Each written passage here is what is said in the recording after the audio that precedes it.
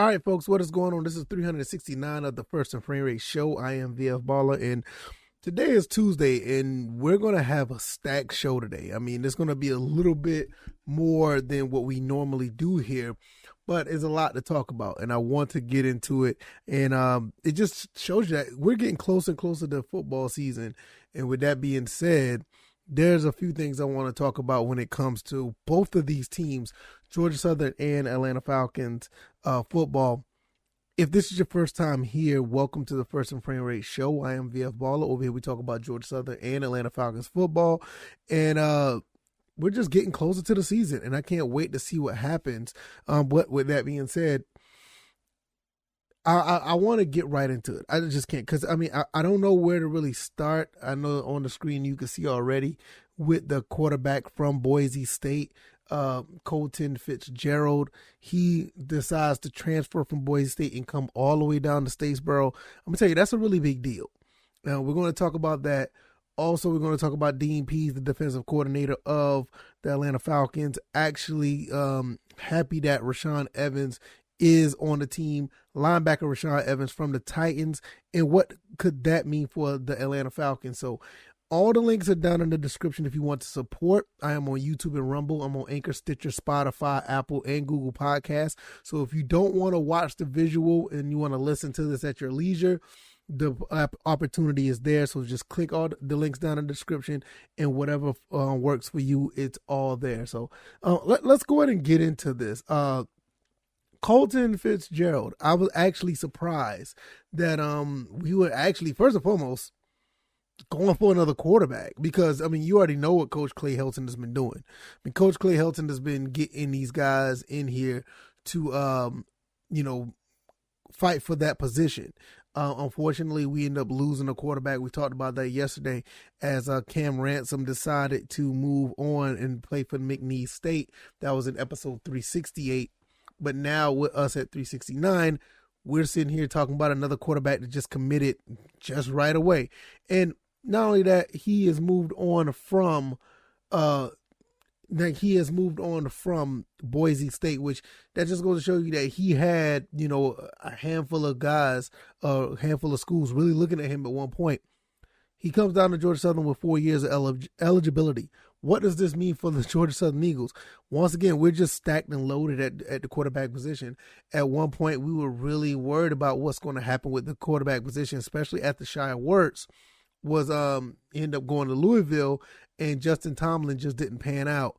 I thought that with Cam Ransom coming in, I thought he was going to be the guy that really set the tone for the program, but you had all this stuff going on with the coaching staff, and everybody changed, and everything didn't fit well for Cam Ransom. He ends up going to McNeese State.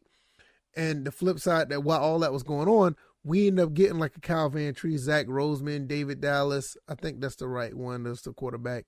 We also got Richie Langford. So we had a handful of guys that was ready to go. And I think any of these guys could play. Kyle Van Treese is the veteran. He's been in college for a very long time, by today's standards, 6 years. And he's going to come in, and he look like he's going to be the starter. Look like he's ready to go.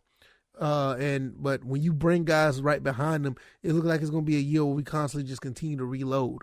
And with Colton Fitzgerald coming in, this looks like it's going to be just continuously moving right along. And with him having 4 years of eligibility, that's going to be really interesting to see how this plays out. Because you also have to understand, we still have Connor Zagelski. We still have Zach Roseman. We still have, like I said, the David Dallas. And we haven't even talked about Brooks Pangle.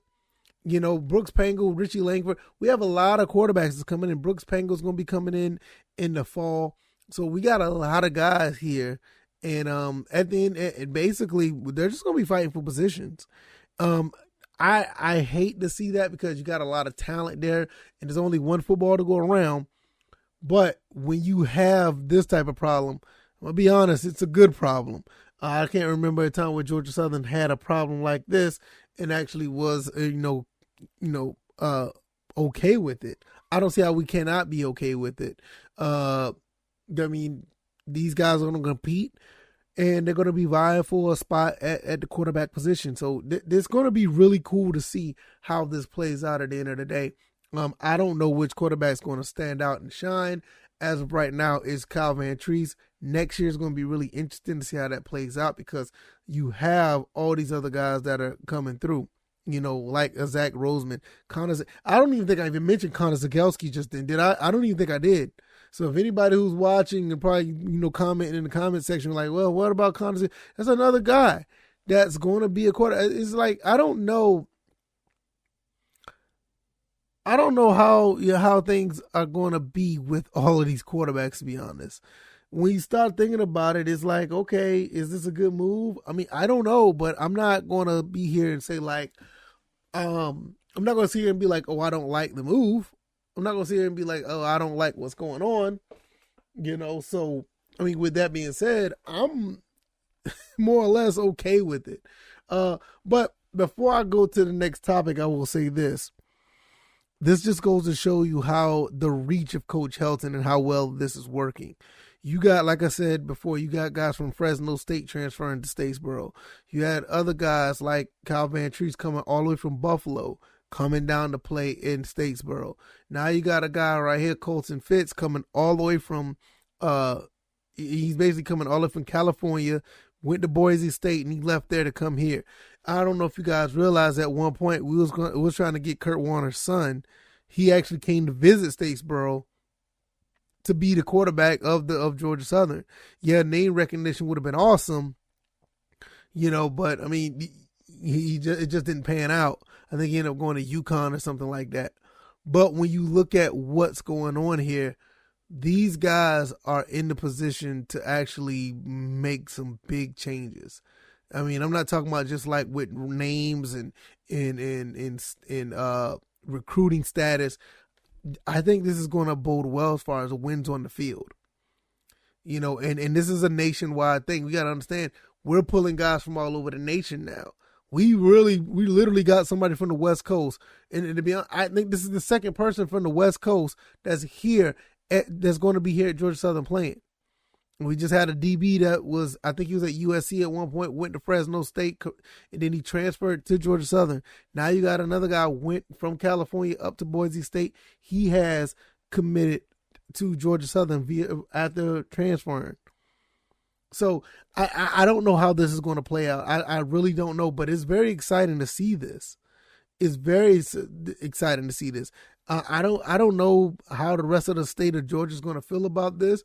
All these moves are happening down here in Statesboro, but you best believe that right now we're probably going to be looking at like being the most or the second most recognizable college football team in the state of Georgia. And a lot of people know about the Georgia Bulldogs and people think about Georgia Tech, but Georgia Tech, in my opinion, has been falling off for a while. They still trying to get back in their pro style offense, but I don't think it's the same. Kennesaw State looks good. Valdosta State has always been good. Mercer's another good team. We got some teams there. There's one team I didn't mention. Well, I guess I can mention them now. Georgia State. Yeah. I think all that noise that they've been talking, it ain't funny no more. It ain't funny no more when we pulling guys like this. It ain't funny no more when you see what's going on in the spring game. It ain't funny no more when you see these guys getting big and big, stronger, and faster. Now, I don't know what Georgia State is doing over there. Maybe I need to, check out and see what's going on over there. But for the most part, I don't think these guys are doing anything that even remotely close to what we got going on here. And I mean that. And I'm not saying that just to be funny, but seriously, I'm really trying to figure out what's going on over there. So whatever they got happening, more power to them. And hopefully they'll get their act together, because we're going to be doing what we have to do to continue to be an elite program. We had a couple of down seasons, whatever the case may be, but this turnaround is nowhere different. Is nowhere near what people think it's going to be. I've heard other people say, oh, it's going to be something similar to Georgia Tech moving from the option. No, it ain't going to be like that. I promise you it's not going to be like that. If you watched the spring game, you would have known that. But I've said enough about that. Congratulations to Connor Fitzgerald, the new Georgia Southern Eagle on the at Allen E. Paulson Stadium. brand new Eagle that's in Statesboro. Hopefully we'll see and hear his name somewhere down the line at the quarterback position. All right, let's go ahead and talk about this before we get out of here. Dean Pease and Rashaan Evans. What do these two have in common? Well, Dean Pease used to be the defensive coordinator for the Titans, and he's happy that the Titans let Rashaan Evans go. There's been an article at heavy.com. I think it's also on si.com. I think these are the same places. I can't remember.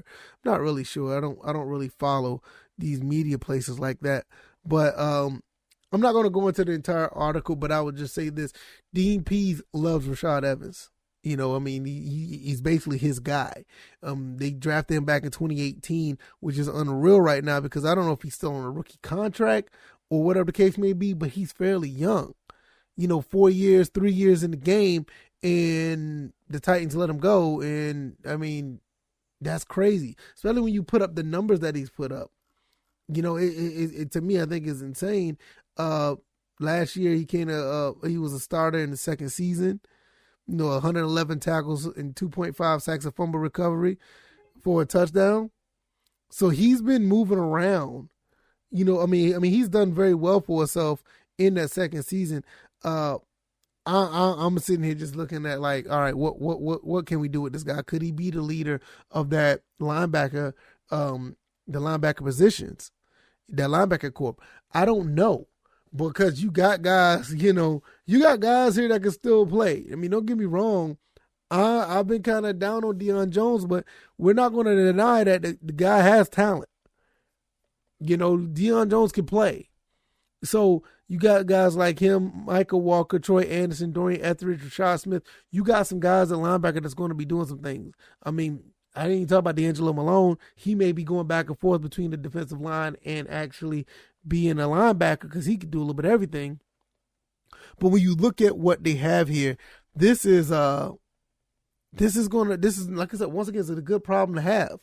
I mean, how could you not, having a defensive coordinator who loves the players that, or gets to coach the players that he drafted.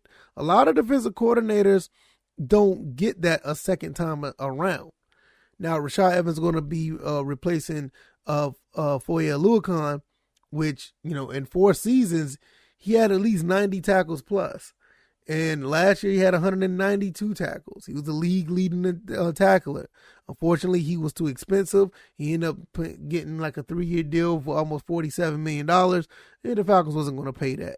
So they let him go and end up getting Rashaan Evans. I'm not saying it's a 1-to-1, but I mean, I'm not complaining about this pickup at all. I think with this move here, it just continues to solidify what we have as a defense, which we may think, we may have a better defense than advertised. You basically got one of the best shutdown corners in the game, and on the other side of him, you have Casey Hayward, who can ball.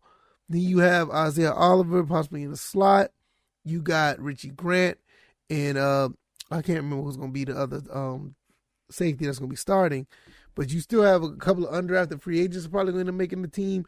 The whole linebacker corp that I just mentioned, Evans, Jones, Walker, Anderson, Etheridge, and Smith. You have the defensive line where you have Ebikete, and you have Grady Jarrett. D'Angelo Malone's probably going to be down there as well. I mean, look, this team could be much better than we think. I think they're going to be better than we think. So with that being said, I can't wait to see what this team does. I'm willing and, I don't even know the word, to say. I'm willing to be super excited about this team, even though you got to keep your expectations low because you got a rookie quarterback. You got a lot of these guys are learning a new scheme. Even though Mariota's a veteran, he knows the scheme pretty well, but a lot of these guys is probably new to them. There are going to be some growing pains, but at the same time, I'd rather go through them growing pains with these guys now, so when they get better, they're going to know exactly, they're going to know exactly how to run their or play their role within this offense and or defense, special teams, all that stuff. So, this is going to be a good move. I think these two guys together, and, with Dean Pease and actually getting able to, feed Rashaan Evans more knowledge of playing the position. He's been in the league since 2018, but still, he still needs you always in a position to learn. Things change, schemes can move around.